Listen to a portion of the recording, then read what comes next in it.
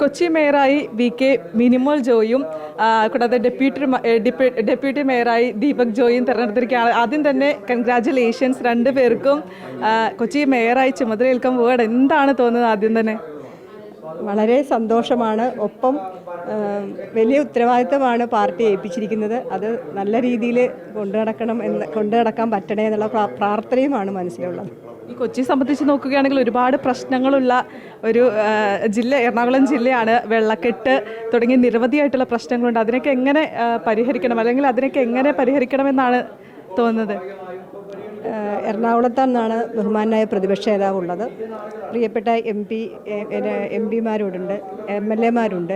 എല്ലാവരുടെയും ഒരു അഭിപ്രായ സ്വരൂപണം ഉണ്ടാവും ഇക്കാര്യത്തിൽ.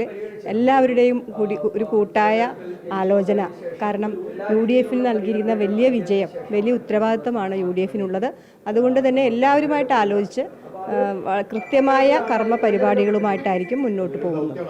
ടോണി ചെമ്മണി ആണെങ്കിലും സൗമിനി ജെയിൻ ആണെങ്കിലും നിരവധിയായിട്ടുള്ള വികസന പ്രവർത്തനങ്ങൾ ജില്ലയിലേക്ക് കൊണ്ടുവരാൻ സാധിച്ചിട്ടുണ്ട്.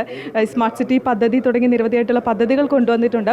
അതിനുശേഷം പിന്നീട് അനിൽകുമാർ വരുന്നു. അത് നിരവധിയായിട്ടുള്ള പദ്ധതികൾ UDF-ന്റെ പദ്ധതികൾ തന്നെ അവർ ഏറ്റെടുത്ത് ചെയ്യുന്ന ഒരു സാഹചര്യം.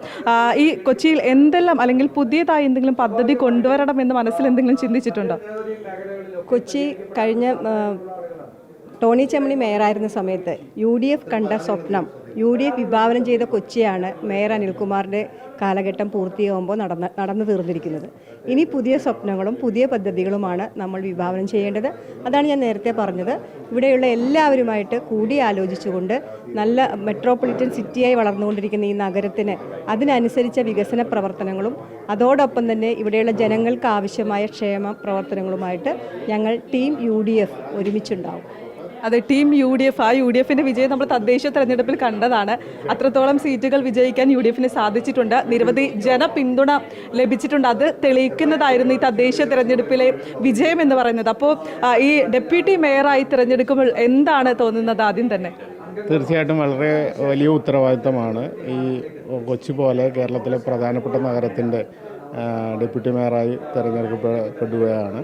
അത് പാർട്ടിയും ജനങ്ങളും തന്ന ഉത്തരവാദിത്തം തീർച്ചയായും അതിൻ്റെ ഉൾക്കൊണ്ടുകൊണ്ട് നല്ല ഭരണം കാഴ്ചവെക്കാൻ ശ്രമിക്കും. പ്രധാനമായും എടുത്തു പറയേണ്ടത് കൊച്ചിയിലെ പ്രശ്നങ്ങൾ ഓൾറെഡി എല്ലാവർക്കും അറിയുന്ന കാര്യങ്ങളാണ്. അതുകൊണ്ട് തന്നെ ജനങ്ങൾ വീണ്ടും UDF-നെ തിരഞ്ഞെടുക്കുമ്പോൾ അതിനനുസരിച്ച് ജനങ്ങൾ ഒരുപാട് ആഗ്രഹിക്കുന്നുണ്ടാവും, ഒരുപാട് പ്രവർത്തനങ്ങൾ കാഴ്ചവെക്കണമെന്ന് ആഗ്രഹിക്കുന്നുണ്ടാവും. അതെല്ലാം തന്നെ വലിയൊരു ചുമതല തന്നെയാണുള്ളത്. തീർച്ചയായിട്ടും കൊച്ചി നഗരത്തിന് UDF നൽകിയിരിക്കുന്ന വലിയ വലിയ പദ്ധതികൾ നമുക്കെല്ലാവർക്കും നേരിട്ട് കാണാവുന്നതാണ്. മെട്രോ നഗരമായി കൊച്ചിയെ കൊണ്ടുവന്നതും അന്താരാഷ്ട്ര സ്റ്റേഡിയം ഉൾപ്പെടെയുള്ള നിരവധി പദ്ധതികളാണ് UDF കൊച്ചി നഗരത്തിന് നൽകിയിട്ടുള്ളത്. അതുപോലെ തന്നെ കഴിഞ്ഞ കൗൺസിൽ കാലഘട്ടത്തിൽ മേയർ ടോണി ചെമ്മണി ഇരുന്നപ്പോഴാണ് സ്മാർട്ട് സിറ്റി ഉൾപ്പെടെയുള്ള നഗരമായി കൊച്ചി മാറിയത്. അപ്പോൾ അതിൻ്റെ ഒരു കണ്ടിന്യൂവേഷൻ തീർച്ചയായും ഉണ്ടാവും. നമ്മളും ഒരു കർമ്മ പദ്ധതി രൂപീകരിച്ചുകൊണ്ട്, ഒരു മാസ്റ്റർ പ്ലാൻ രൂപീകരിച്ചുകൊണ്ട് തന്നെയാണ് മുന്നോട്ട് പോകുന്നത്. ഏതൊക്കെ പദ്ധതികൾക്ക് പ്രയോറിറ്റി കൊടുത്തുകൊണ്ട് ഒരു പുതിയ വികസനത്തിലേക്ക് പോകാൻ തീർച്ചയായും സന്നദ്ധമാണ്. ക്യാമറ പേഴ്സൺ അക്ഷയ്ക്കൊപ്പം വിനയരാജ്, കേരള വിഷൻ ന്യൂസ്, കൊച്ചി.